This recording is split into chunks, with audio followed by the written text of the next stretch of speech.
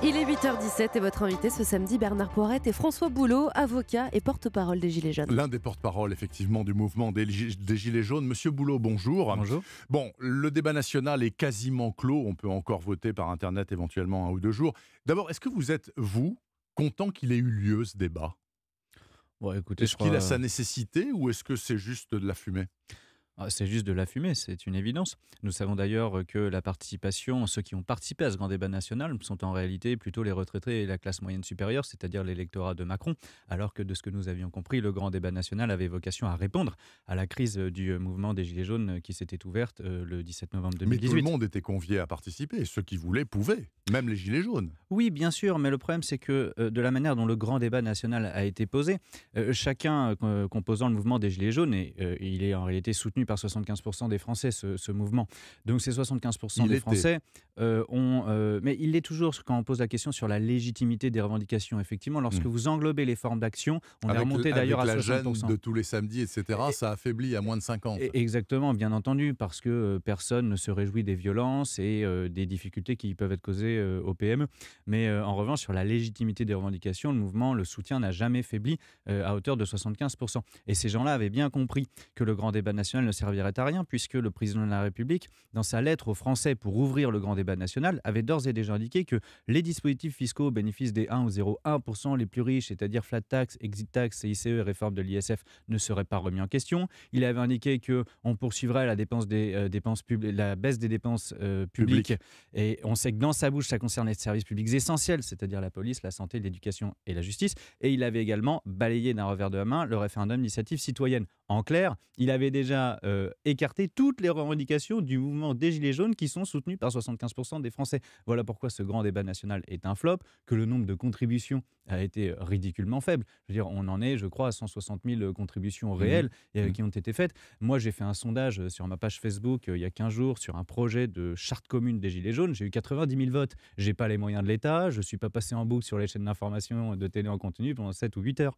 Monsieur Boulot, tout de même, alors, sachant que le Premier ministre, hier matin sur Europe 1, déjà, par exemple, sur l'histoire de l'ISF, il a fermé la porte. Il a dit, on ne va pas revenir là-dessus, donc ce que vous pire que ça, disiez d'ailleurs. à l'instant. Pire que ça, parce que, a priori, la majorité propose peut-être même d'alourdir encore l'impôt sur la fortune immobilière. Oui. Bon, mais ce n'est pas du tout ce qui est réclamé. Cette réforme de l'ISF a été très injuste précisément parce qu'elle a maintenu l'ISF sur les petits riches. Vous voyez, les gens qui n'ont pas forcément d'ailleurs de gros revenus, mais qui ont pu hériter d'un patrimoine immobilier et qui payent l'ISF. Et cet impôt est très injuste pour eux. Mais en revanche, il a exonéré les très très très riches, les ultra riches, le grand capital, dont le patrimoine est en très large partie constitué d'actions et d'épargne. Et eux ont bénéficié de l'exonération. Donc c'est une très mauvaise idée d'augmenter encore l'impôt sur la fortune immobilière. Au contraire, il faudrait relever le plafond à 2 millions d'euros pour qu'en deçà de 2 millions d'euros, ces gens-là ne soient plus assujettis à l'impôt sur la fortune immobilière. Au point où nous en sommes, François Boulot, donc vous avez critiqué le principe du grand débat, vous pensez qu'il n'en sortira rien, il n'empêche que le processus est enclenché.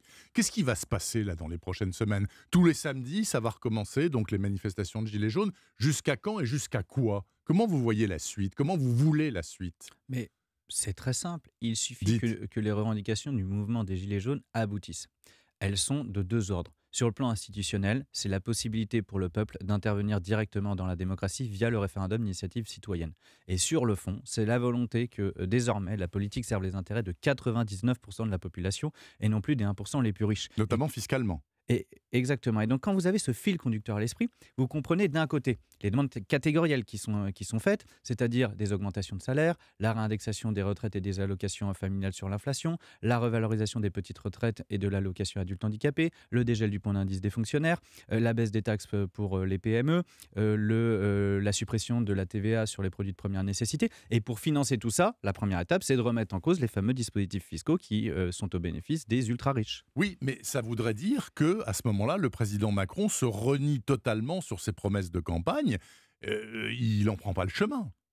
C'est sûr qu'il n'en prend pas le chemin. Mais sauf Donc la contestation va se poursuivre. Mais Bien sûr, mécaniquement. mais il faut qu'il ouvre les yeux, qu'il change de cap. Monsieur Emmanuel Macron n'a pas été élu sur son programme. Si vous analysez sérieusement les conditions de son élection, lui-même d'ailleurs dit qu'il a été élu par effraction. Donc il sait très bien qu'il a été élu dans des circonstances très particulières. Dès le premier tour, un certain nombre de personnes ont voté pour lui, d'ores et déjà pour faire barrage au Front National, si bien que la base de soutien idéologique au président de la République était de 12% environ entre les vrais inscrits et ceux qui n'avaient même pas, qui avaient voté pour faire barrage.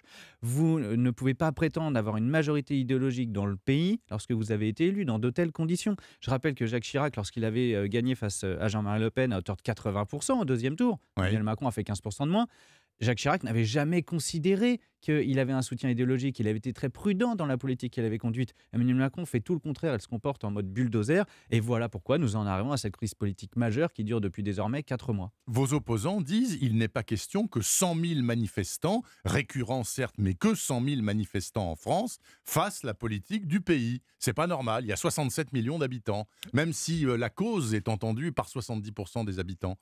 Eh bien, précisément, la réponse est dans votre question. Le mouvement est soutenu par 75% des Français aujourd'hui dans la légitimité des revendications. Donc, si M. Emmanuel Macron est un démocrate, et dans la mesure où il envisage de consulter le peuple par référendum, moi, je lui propose qu'à la lumière, à l'image de ce que faisait le général de Gaulle au début de la Ve République, il engage expressément son mandat dans le cadre du référendum, et nous pourrons apprécier donc si le président de la République bénéficie ou non d'une majorité au sein de la population. Qu'est-ce qui va se passer pour les européennes? Vous y allez, vous n'y allez pas, en ordre dispersé, en formation serrée? J'ai lu hier dans le Figaro, par exemple, que vous êtes accusé par certains gilets jaunes d'avoir coupé les pattes de Madame Levavasseur, qui souhaitait mener la liste, et vous lui auriez mis des chausses-trapes dans les pieds. Il n'y a pas aussi des problèmes de pouvoir au sein du mouvement?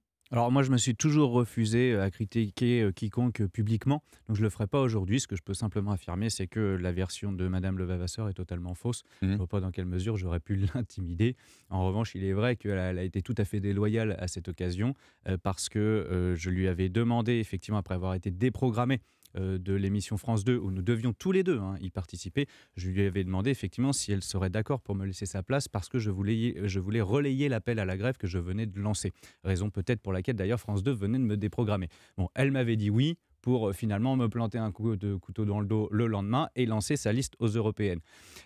Liste aux européennes, moi je l'ai déjà indiqué, je n'irai pas, et de toute façon la quasi-unanimité des Gilets jaunes ne souhaite pas aller aux européennes parce que le Parlement européen n'a aucun pouvoir de changer concrètement la vie des gens. C'est en plus sur le plan stratégique une grave erreur parce que vous allez renforcer les partis d'opposition et donc mécaniquement renforcer le parti de la majorité. Et je peux vous indiquer également que sur ma page Facebook, il y a une quinzaine de jours, j'ai proposé un projet de charte commune des Gilets jaunes au vote. Et dans cette charte contient notamment l'engagement pour les Gilets jaunes de ne pas aller présenter de liste Gilets jaunes aux européennes, ni non plus dans le cadre d'un parti. Et cette charte qui, par ailleurs, va être amendée, mais sur le projet a déjà recueilli 90 000 votes et une approbation de 92%. Ben alors vous donnez une consigne de vote, en tout cas pour les européennes, ou pas du tout? Abstention? Alors la consigne, pour ce qui nous concerne, c'est pas de consigne parce que le mouvement est apartisan et donc il n'a pas à se préoccuper du jeu politique de la scène des suffrages. Nous avons un mouvement qui est politique mais apartisan.